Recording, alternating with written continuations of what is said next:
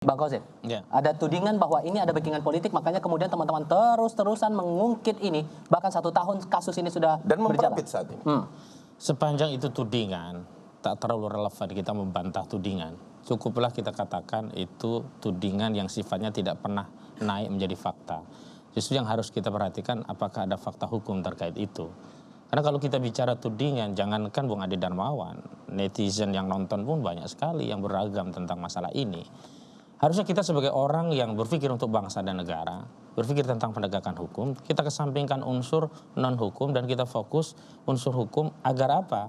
Agar persoalan ini tidak menimbulkan masalah lain setelah diselesaikan melalui pengadilan. Kita harapkan ya, pengadilan itu seperti pegadaian lah kurang lebih, benar-benar mengatasi masalah tanpa masalah. Yang nggak make sense menurut Anda dari alasan yang disampaikan Bung Ade tadi apa? Iya, karena ketika narasi tudingan ini terus dikembangkan, maka putusan apapun dari pengadilan akan terdelegitimasi. Bukan oleh proses hukumnya, justru oleh tudingan-tudingan liar. Misalkan menuding adanya pemakzulan, sehingga orang membaca, oh ini proses hukum ini ada motif pemakzulan.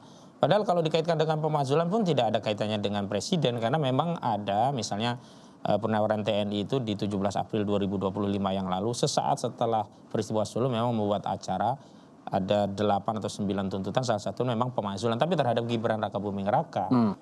Ketika seseorang ditangguhkan, langsung kita membangun, ada kesimpulan, ada backingan. Kita jawab, iya. Apakah backingan itu terkait kepentingan politik? Ini yang berbeda. Tapi karena sesungguhnya jaminan itu adalah backingan kalau bahasa publiknya. Sebentar, karena Anda juga saat penahanan Roy dan Tifa, Anda juga sempat bilang ada main-main dalam tanda kutip orang Solo. Justru terhadap kedua klien Anda itu. Ya, justru kalau kita mau konsisten menyebut adanya intervensi itu adalah ketika wewenang itu dijalankan secara sewenang-wenang. Misalnya sewenang-wenang itu menggunakan wewenang tidak untuk penuntukannya, menggunakan wewenang sebenarnya belum seharusnya dilakukan, masih ada wewenang yang lain yang bisa dilakukan, atau bahkan tidak menggunakan wewenangnya, itu sewenang-wenang.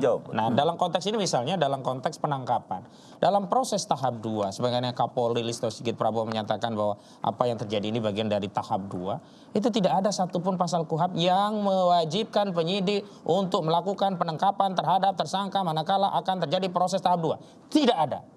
Yang ada adalah bisa dilakukan dengan pemanggilan. Pemanggilan bisa tahap pertama, kedua, tidak bisa baru upaya paksa. Upaya paksa kalau terhadap saksi itu dihadirkan secara paksa, kalau terhadap tersangka memang ditangkap begitu.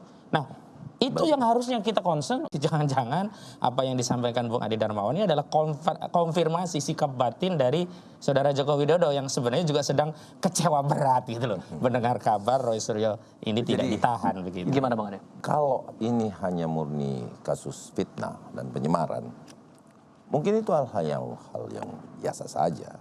Jangan menggiring persoalan ini bahwa ini adalah persoalan yang sederhana. Ini yang saya tidak sepakati gitu loh. Kita lihat Roy Suryo hari demi hari itu selalu menampilkan hal-hal yang menurut saya itu mengulang. Bagian mana fitnah, palsu dan palsu. Data elektronik yang dia punya, kemudian dia menyampaikan melalui ini harus memakai aplikasi A, B dan C. Ini kan persoalan. Ada orkestrasi manajemen konflik yang dilakukan. Dari siapa oleh siapa?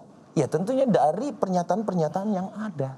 Kenapa saya bilang begitu? UGM di situs website resminya menyampaikan ijazah dan dia alumni di situ, di UGM. Apa masalahnya dengan ijazah ini? Tapi saya melihat ini bukan konteks ijazah, Bang Tifal. Kalau kita ditangguhkan kan biasanya sudah berhenti tuh, Bang Tifal. Ini kita lihat segi politik bahwa ada yang menunggangi kekuatan-kekuatan ini untuk hal tertentu. Bahwa saya punya data, persoalan ini bukan persoalan yang hanya sampai berhenti di situ. Kenapa? Setelah dilakukan penangguhan, Bang Refli membentuk tim advokasi litigasi keadilan dan HAM, TALKHAM namanya. Itu memohon kepada pengadilan untuk prapit. Termohon di dalam prapit ini yang menjadi tanda kutip menurut saya adalah termohonnya itu adalah pemerintah Republik Indonesia. Pemerintah. Poinnya? Dan yang tambah aneh, yang memberikan penangguhan termohon. Korelasi dengan tudingan bahwa ini ada backingan politik itu apa? Selain kasus ini ditunggangi oleh orang-orang yang tidak bertanggung jawab, ini ada unsur apa? Kenapa masih tetap digugat kejaksaan? Dan di situ ada presiden loh ya. Nah, ingat Bang Tifal, apakah ini pintu masuk untuk hal-hal yang dimana kita lihat aktor-aktor yang ada membantu teman-teman di sebelah itu deklarasi pemaksulan. Sehingga saya butuh perhatian khusus buat presiden. Anda mau bilang bahwa intervensinya datang dari presiden? Bukan. Lah, terus Bahwa apa dong? saya meminta presiden memperhatikan ini. Ini Anda pun menjadi termohon loh di dalam sini. Nah itu yang membuat saya harus membuka mata pemerintah.